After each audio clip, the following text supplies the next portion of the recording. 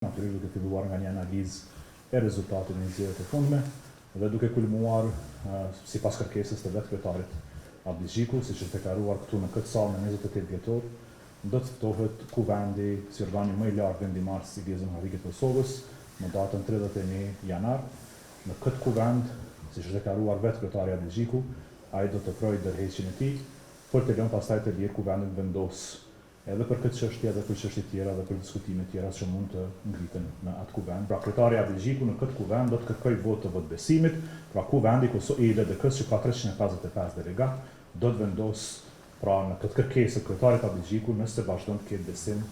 tek kryetari i partisë apo jo, pra është formë e votë-besimit e kërkesës së votë-besimit si statë ju në 27 i statutit të LDK-s e lejon qoftë kuvendit që të kërkojë këtë votë-besim apo kryetari Abdul Xhiku, kryetari i LDK-s, këtë rast Abdul Xhiku të kërkojë një gjë të tillë. Pra statuti i LDK-s njeh të drejtën e kryetarit të partisë, këtë rast Abdul Xhiku, për të kërkuar votë-besim, një gjë të tillë do të kërkojë më 31 janar, siç ka bërë Republike që më 28 dhjetor. Delegatët e LDK-s 355 DGS ose 354 minus kryetarin aktual, zotin Abdul Xhiku, do të vendosin se si do të trajtojnë këtë votë-besim. Dhe dyta, pra duhet të ketë një proces tjetër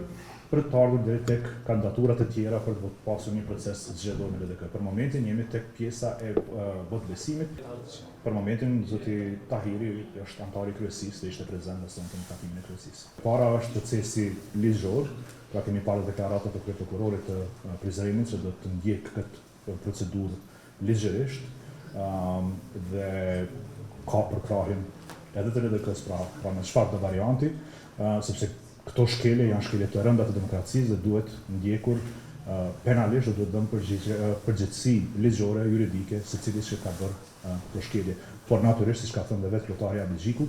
do të ketë dhe pasoja politike për gjithë ata anëtarët e LDK-s, pavarësisht nivelit të tyre ose përgjegjësisë që mbajnë ana LDK-s, do të ketë përgjegjësi dhe pasoja politike për gjithë anëtarët e LDK-s që nëse rezultojnë nga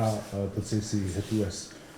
pra ligjor që kanë ndërmarrë procese ose pjesë në procese të jashtëligjshme.